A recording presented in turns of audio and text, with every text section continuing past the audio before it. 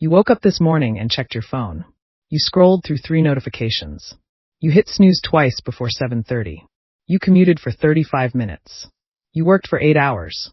You came home, ate dinner, scrolled for 2 more hours, and went to bed at 11 p.m.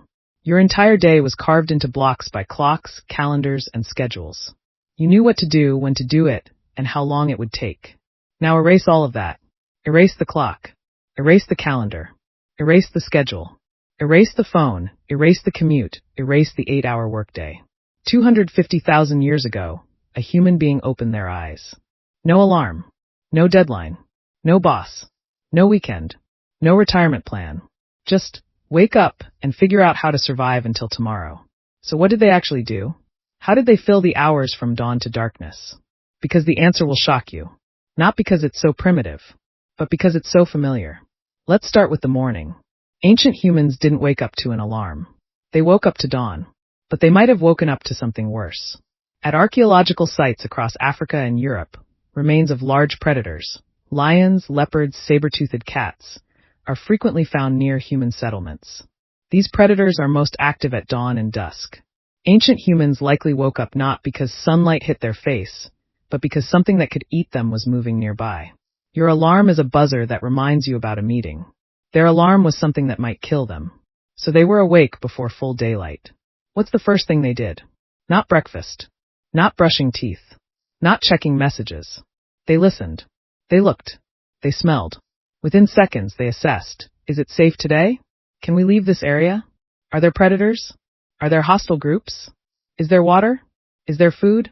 You spend 30 seconds checking the news in the morning. They spent 30 minutes reading the environment with their eyes, ears, and nose. Because one wrong read meant death. Now, they're hungry. Time to get food. This is where the picture in your head gets romantic. You imagine a caveman with a spear, heroically chasing a deer across a sunset landscape, bringing back a massive slab of meat. That's the movie version. That's not reality. Reality is, hunting was rare. Most days there was no hunt. Most days there was no large game. For most ancient humans, most of the time, food came from gathering. From digging up roots. From picking berries. From peeling bark to find insects. From cracking open bones to eat marrow. From flipping rocks to find lizards and snails. Studies of modern hunter-gatherer groups, the Hadza of Tanzania, the Ache of Paraguay, the Kung of Botswana, found something that shocked researchers. These groups spend approximately 3 to 5 hours per day on food acquisition. Not 8 hours. Not 10 hours. 3 to 5 hours. That includes hunting, gathering, food processing, and transport.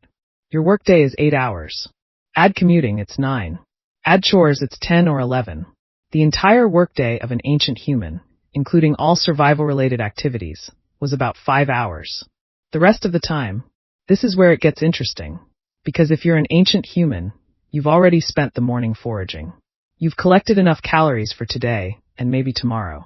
It's now early afternoon. You're back at camp. The sun is still high. You have 4 or 5 more hours of daylight. What do? You do nothing. Literally. You do nothing. Ancient humans had enormous amounts of free time. More than modern humans by a significant margin. When you remove commuting, housework, administrative tasks, second jobs, phone scrolling, and anxiety, ancient humans had several more hours of free time per day than the average modern office worker. What did they do with that time? 3 things. First, socializing. Ancient humans were intensely social creatures. They sat around camp, talked, joked, argued, reconciled, and gossiped. Yes, gossiped.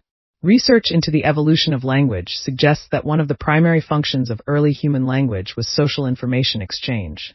Who did what? Who is with whom? Who can be trusted? Who can't? The gossip you share with your coworker at lunch? Your ancestors did that 50,000 years ago. The only difference is they didn't have sandwiches.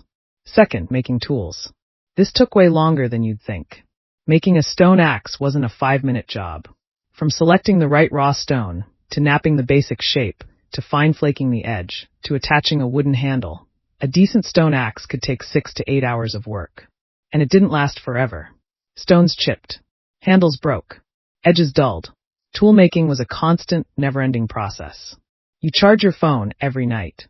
They sharpened their stone axe every day. Third, playing. Yes, playing. Ancient human children didn't have school the way modern children do. No desks, no tests, no homework. They learned through play, through imitating adults, through pretending to hunt with small sticks, through chasing each other, through climbing trees, through drawing things in the dirt. An ancient human child at age 7 could identify hundreds of plants, know which were edible and which were poisonous, know how to track animals, know how to make fire. Not from textbooks, from living and playing.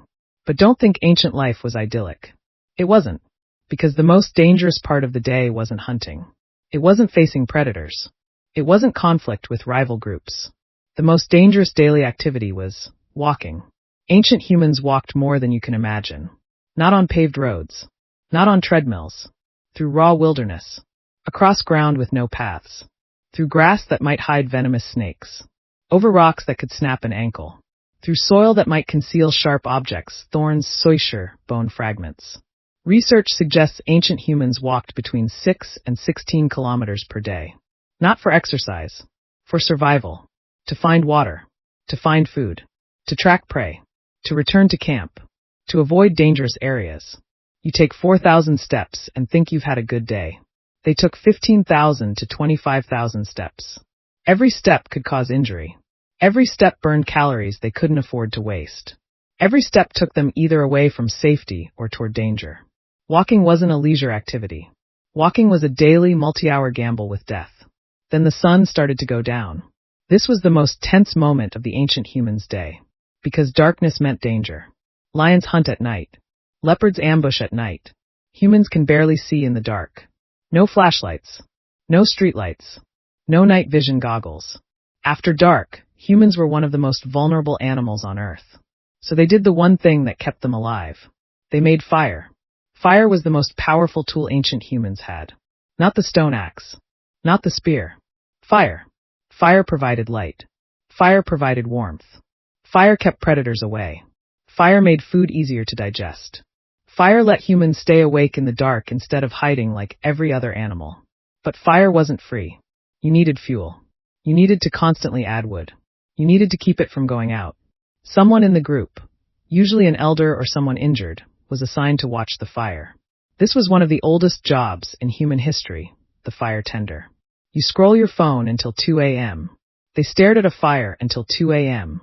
The difference is, if they fell asleep and the fire went out, everyone might not survive the night. After full darkness fell, the camp went quiet. No screens. No music. No books. Just firelight, voices, and darkness. What did ancient humans do around the fire? They told stories. This is one of the oldest human activities. Before writing, before books, before the internet, there was oral storytelling. Myths. Legends. Family histories. Hunting tales. Memories of ancestors. Explanations for how the world came to be. Guesses about why the stars moved. You scroll short videos until midnight. Your ancestors sat around a fire listening to stories until midnight. You consumed dopamine. They consumed culture. They transmitted knowledge. An old hunter told the story of tracking a great stag in his youth, and young people listened, learned, remembered. These stories were their school, their library, their internet. Then they slept. Not on a mattress. Not on a pillow. On the ground. Maybe with some grass and animal hides underneath. Maybe huddled together for warmth. Maybe with one person staying awake to tend the fire. Sleep wasn't continuous.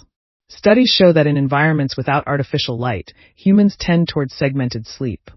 Sleeping for 3 or 4 hours, waking for an hour or two, then sleeping again for 3 or 4 hours. You wake up at 3 a.m. and think you have insomnia. Your ancestors woke up at 3 a.m. and thought it was completely normal. Then dawn came again. Predators moved again. The cycle started again. Listen. Look. Smell. Assess. Move. Forage. Socialize. Make. Play. Walk. Make fire. Tell stories. Sleep. That was an ancient human's day. No schedule. No clock. No weekends. But it wasn't chaos. It had rhythm. It had structure. It had purpose. Every activity connected directly to survival. Every decision could be the last. Your day is divided by meetings. Their day was divided by life and death. Your day ends with an episode of a show. Their day ended with a fire. You think your life is complicated. Theirs was simpler, but the stakes were higher. Next time you complain about your schedule being too full, consider this. Your ancestors worked about 5 hours a day and spent the rest of their time socializing, crafting, telling stories, and doing nothing. They had no concept of weekends because every day was the same. They had no concept of retirement because death was the only retirement. They had no schedule. But they had something you don't. Time. If you found this video interesting, subscribe for more videos on the hidden science behind human history. And tell me in the comments, if you could go back 250,000 years and live one day, which part would you most want to experience? I read every single one.